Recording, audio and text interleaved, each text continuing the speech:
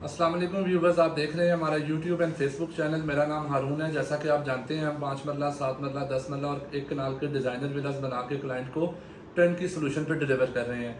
आज की इस वीडियो का पर्पज़ है आपको कुछ चीज़ों से आगाह करना कि आप अपने बनाने वाले जो घर आप बनवा रहे हैं किसी से, उसमें आपने कौन कौन सी चीज़ों का ख्याल रखना है। बहुत सारे लोगों ने मेरे से ये सवाल पूछा है कि हमारे घरों में क्रैक्स क्यों आ जाते हैं, दरवाज़ों के ऊपर, खिड़कियों के ऊपर, डोर्स के ऊपर, और हॉरिजॉन्टल क्रैक्स होते हैं फर्स्ट फ्लोर के ऊपर, ग्राउंड फ्लोर के ऊपर डायगोनल क्रैक्स होते हैं।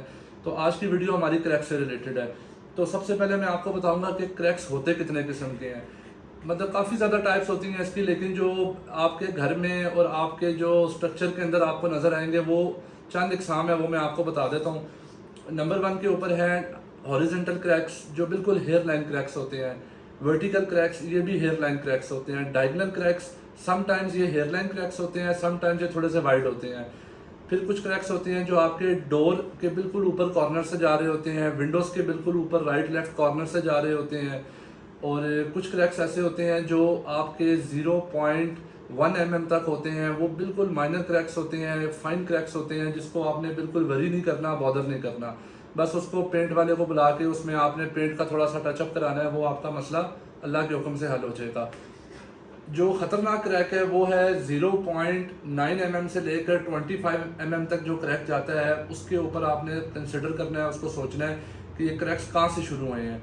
अगर आपके ग्राउंड फ्लोर के ऊपर वो क्रैक्स हैं तो वो ऑब्वियसली थोड़े से डेंजरस बात है कि आपकी नीचे फाउंडेशन है और आपके ग्राउंड फ्लोर पे डायगोनल क्रैक्स आ रहे हैं।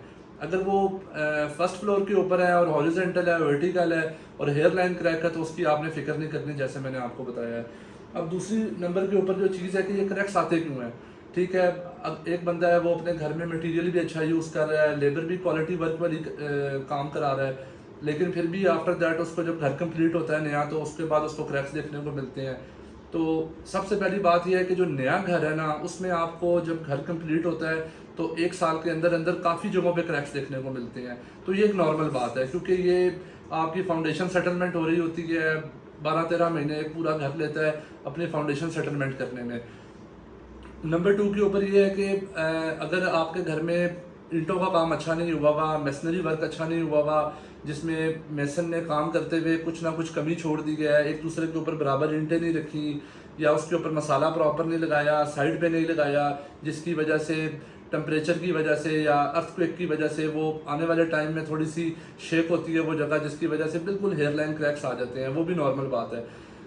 उसके बाद अगर बात की जाए कि दूसरा रीज़न क्या है इनका आने का, तो टेम्परेचर। जब आपके इलाके में, जिस एरिया में आप रहते हैं, उसका टेम्परेचर चेंज होता है नए घर के लिए, कि सर्दी से गर्मी या गर्मी से सर्दी आती है, तो टेम्परेचर चेंजेस की वजह से जो मटेरियल जिन मटेरियल से आपने घर बनाया है वो श्रिंक होते हैं, सब्ट्रैक्ट होते हैं और एक्सट्रैक्ट होते हैं, जिसकी वजह से आपके घर में हेयर लाइन क्रैक्स आना नॉर्मल बात है। और कुछ क्रैक्स होते हैं जो आपके प्लस्तर में होते हैं, जिसको स्पाइडर क्रैक्स कहते हैं। वो क्रैक्स होते हैं कि जो बिल्कुल भी आप जिसको पेंट से ही आप कवर कर सकते हैं, जिसके लिए आपने कोई ऐसी ख़ास किस्म की एक्टिविटी परफॉर्म नहीं करनी कि जिसमें आपकी हैसल लगेगी या आपके ज़्यादा पैसे लगेंगे। और मेरा आपको एडवाइस और मशवरा ये है कि जब आपके नए घर में माइनर हेयर लाइन क्रैक्स आएँ तो उनको फ़ौरन रिपेयर मत कराएं, एक दफ़ा उनको आने दें। 2-4 महीने, 6 महीने, जब वो पीरियड है टेम्परेचर वाला वो गुजर जाएगा, उसके बाद आप एक ही दफ़ा अपने घर के सारे क्रैक्स रिपेयर कराएं और लाइफ टाइम फिर उसके बाद आपके लिए सुकून होगा। अगर इसके बाद बात की जाए कि अगर प्लस्तर वर्क आपका कमज़ोर हो, ऐसा कमज़ोर है कि आपने जब प्लस्तर किया है और उसको प्रॉपर आपने वाटर पोरिंग नहीं की, आपने उसके ऊपर पानी नहीं डाला, बेसिकली सीमेंट की जो खुराक है वो है पानी, अगर आप उसको नहीं देंगे तो वो कमज़ोर होगा, वो स्ट्रॉन्ग नहीं होगा। और एक चीज़ और कि अगर आपका प्लस्तर थिक है, वैसे आधा इंच होना चाहिए, 4 सूतर होना चाहिए, अगर आपने 1-1 इंच का, 2-2 इंच का प्लस्तर करा लिया है कि आपकी दीवार की ईंटें टेढ़ी थी तो आपने कहा 2 इंच का प्लस्तर कर दो, तो इस वजह से भी आपके घर में प्लस्तर के अंदर माइनर क्रैक्स आएंगे, जिसको हेयर लाइन क्रैक्स बोला जाता है, जो आप पेंट से भी रिपेयर कर सकते हैं। अगर आपने बहुत अच्छा काम करना है तो वो मैं आपको वीडियो के लास्ट पार्ट में बताऊंगा कि इनके सोल्यूशंस क्या हैं। उसके बाद जो एक मेजर चीज़ है वो ये है कि वीक फाउंडेशन, कि जब आप अपने घर की फाउंडेशन बना रहे हैं, बुनियादें डाल रहे हैं, अगर कोई फिलिंग वाला एरिया है, पाइलिंग आपको स्ट्रक्चर इंजीनियर ने लिख के दी है, आप वो नहीं करा रहे, या अगर उसने आपको डबल बेड डबल राफ्ट लिख के दिया है तो आप उस जगह स्टेप फुटिंग कराना शुरू कर देते हैं, तो आपकी तो मतलब 4 पैसे आपको वक्ती तो बच जाएंगे, लेकिन जब आपके पूरे स्ट्रक्चर का लोड उसके ऊपर पड़ेगा और 1-2 साल के अंदर अंदर ही वो फिर आपको ना बड़े किस्म के क्रैक्स जो 15 से लेकर 25 तक होते हैं वो आपको नज़र आना स्टार्ट हो जाएंगे। और ये क्रैक्स आपके ग्राउंड फ्लोर से स्टार्ट होंगे जो फाउंडेशन की वजह से आएंगे। जो इसका एक नॉर्मल तरीका है, जिस तरह हर बिल्डर या हर स्ट्रक्चर इंजीनियर जिस तरीके से सोचता है वो ये है कि जब आपका घर में जो मेन क्रैक्स होते हैं जो फाउंडेशन की वजह से होते हैं, उसका आसान तरीका ये है कि आपके घर के दरवाजे प्रॉपर तरीके से बंद नहीं हो रहे होंगे, आपके घर की विंडोज़ ना प्रॉपर खुल रही होंगी ना बंद हो रही होंगी, ठीक है। और किसी न किसी जगह आपकी जो घर की वुड वर्क है उसमें आप देखेंगे कि वो थोड़ा टेढ़ा हो गया है, कुछ ना कुछ ऐसा नज़र आएगा आपको। लेकिन मेन चीज़ें ये दरवाजे वाली और विंडोज़ वाली हैं, जिसकी वजह से आप ये जज कर सकते हैं कि ये स्ट्रक्चरल क्रैक्स हैं।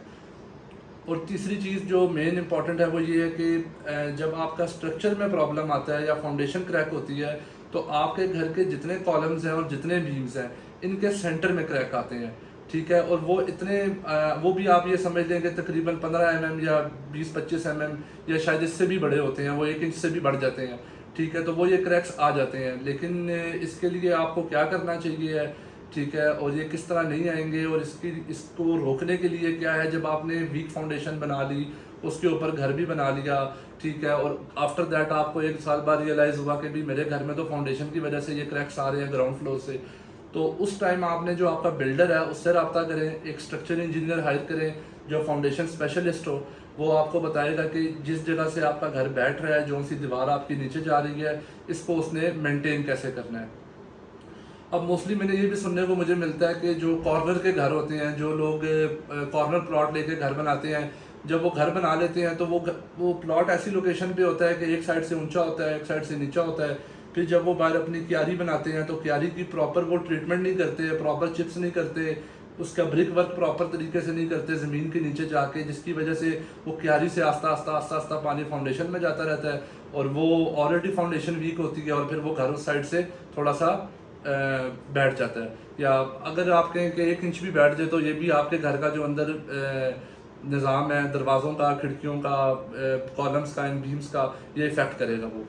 अब जब ये सारी चीज़ें हो जाएं कि आपने स्ट्रक्चर इंजीनियर को भी दिखा दिया है और वो भी आपको ये बात कह रहा है कि भाई आपके घर में फाउंडेशन का इतना इशू नहीं है, बस ये नॉर्मल क्रैक्स हैं। एक क्रैक होते हैं जॉइंट क्रैक्स। जो जॉइंट क्रैक्स होते हैं वो क्रैक्स होते हैं जो आपके कंक्रीट और ब्रिक वर्क के सेंटर में आता है। जैसे अब ये आपने कॉलम लगाया हुआ है, जब आप इसके साथ ब्रिक वॉल जोड़ेंगे तो आने वाले टाइम में हो सकता है कि किसी मूवमेंट की वजह से, फाउंडेशन मूवमेंट की वजह से ये ब्रिक और ये कंक्रीट जो है ये आपस में थोड़ा सा गैप पैदा कर दें। और ये नॉर्मल चीज़ है क्योंकि ये 2 डिफरेंट मटेरियल्स हैं और ये दोनों एक दूसरे के अंदर इस तरह डिज़ोल्व नहीं हो सकते, तो इसलिए इनमें क्रैक्स आना नॉर्मल बात है। अब इसका सोल्यूशन क्या है? जब आप देखें सबसे इम्पॉर्टेंट चीज़ ये है कि आपके ये क्रैक्स कौन कौन सी जगह पे किस किस तरह का क्रैक आता है, सीरियस और नॉन सीरियस कौन से क्रैक्स होते हैं। जो आपके घर के फर्स्ट फ्लोर के ऊपर, आपकी मुमटी में, सर्वेंट क्वार्टर में, आपका जो डबल हाइट वाला अगर कोई एरिया है या ट्रिपल हाइट वाला कोई एरिया है, उसके ऊपर छत से 1-2 फुट नीचे एक हॉरिजॉन्टल क्रैक्स आप देखते हैं और वो हेयर लाइन क्रैक्स हैं, तो वो नॉर्मल है। और जो आपकी जो बाउंड्री वॉल्स होती है घर की छत की, जो जिसको हम अपनी ज़ुबान में पर्दी बोलते हैं, और बाउंड्री वॉल होती है फ्रंट बैक की, साइडों की, इसमें भी क्रैक्स आना नॉर्मल बात है क्योंकि ये भी बेसिकली ब्रिक्स का और कंक्रीट का जॉइंट होता है। और दूसरी चीज़ सबसे इम्पोर्टेंट ये है कि जो सीरियस क्रैक्स होते हैं वो आपको ग्राउंड फ्लोर पे देखने को मिलेंगे। डायगोनल क्रैक्स होंगे, वो इतने वाइड होंगे कि आपको दीवार के दोनों तरफ होंगे, फ्रंट पे भी होंगे, बैक पे भी होंगे। और प्लस ये कि वो उसके लिए आपने अपने जो आपका बिल्डर है या स्ट्रक्चर इंजीनियर है या फाउंडेशन स्पेशलिस्ट है उससे आपने रब्ता करना है क्योंकि वो फाउंडेशन का ही क्रैक है। बाकी जो आपके छत पे, मुमटी में, सर्वेंट क्वार्टर में या आपके बाउंड्री वॉल्स में या आपके घर के बाहर वाली साइड पे हेयर लाइन क्रैक्स हैं, स्पाइडर क्रैक्स हैं, वो नॉर्मल चीज़ है। वो आपने बस जब आपके सारे क्रैक्स शो हो जाएं उसके बाद आप अपने उसको बुलाएंगे मेसन को, वो आपको उसकी रिपेयरिंग का जो भी तरीका है वो बताता है। अब इन सारे क्रैक्स के सॉल्यूशंस क्या हैं? इन सारे क्रैक्स के सॉल्यूशंस ये हैं कि आपने एक तो क्वालिटी वर्क करना है, ठीक है, आपने वाटर पोरिंग प्रॉपर रखनी है। जब आप ब्रिक वर्क करें तब भी आपने वाटर पोरिंग करनी है, और जब आप प्लास्टर का काम करें, आपके घर में प्लास्टर हो रहा है, तो आपने कम से कम 3-4 दिन एक ही दीवार को जिसको उसने प्लास्टर किया आपने उसको अच्छे तरीके से पानी लगाना है, उसको मजबूत करना है। जितना पानी लगाएंगे उतना मजबूत होगा और उतने क्रैक आने के चांस कम है। ऊपर वाले फ्लोर पे जो आपका मुमटी वाली एरिया है उसमें लोग मोस्टली कॉलम्स और बीम्स वगैरह नहीं डालते कि वो ऊपर ना किसी ने जाना है ना कुछ, लेकिन अगर आप उन क्रैक से बचना चाहते हैं तो ऊपर आपको या कैंटिलीवर्स देने पड़ेंगे या कॉलम बीम्स आपको लाजमी देने पड़ेंगे। उसके बगैर वो क्रैक रुक नहीं सकते, वो आएंगे ही आएंगे, क्योंकि वो उसका सारा लोड ब्रिक वॉल के ऊपर होगा। और जब भी कोई बहुत ज़्यादा प्रेशर के साथ हवा चलेगी टेम्परेचर चेंजेस की वजह से या किसी नेचुरल डिज़ास्टर की वजह से वो क्रैक्स आपको फेस करने को मिलेंगे। उसके बाद जो आपका जॉइंट क्रैक्स हैं, जॉइंट क्रैक्स अगर आपके आ जाते हैं और वो ज़्यादा क्वांटिटी में है और आप चाहते हैं कि इसका पक्का काम करें, तो मार्केट से इजीली अवेलेबल है जिसको आप मैश फाइबर कहते हैं, जिसको ये जो मिस्त्री और ये जो लोग होते हैं इन लोगों की ज़ुबान में उसको मुर्गा जाली कहते हैं। वो आपने पेस्ट करनी है, आपके मिस्त्री को पता होगा उसने कैसे लगानी है। वो कंक्रीट वाला एरिया और ब्रिक वाला एरिया आपने हाफ छीलना है, उसके सेंटर में वो जाली लगानी है, उसको पेच के साथ वॉशर्स के साथ आपने टाइट करना है और आफ्टर दैट आपने उसके ऊपर प्लास्टर कर देना है। तो वो आपका अल्हम्दुलिल्लाह अल्लाह के हुक्म से लाइफ टाइम काम हो जाएगा। इसके अलावा कोई ऐसी इन्फॉर्मेशन जो मैं इस वीडियो में नहीं दे सका, ठीक है, और आप क्रैक्स के हवाले से जानना चाह रहे हैं तो आप कमेंट करें, आप हमें बताएं, इंशाल्लाह हम आपको कमेंट्स में रिस्पॉन्स करेंगे।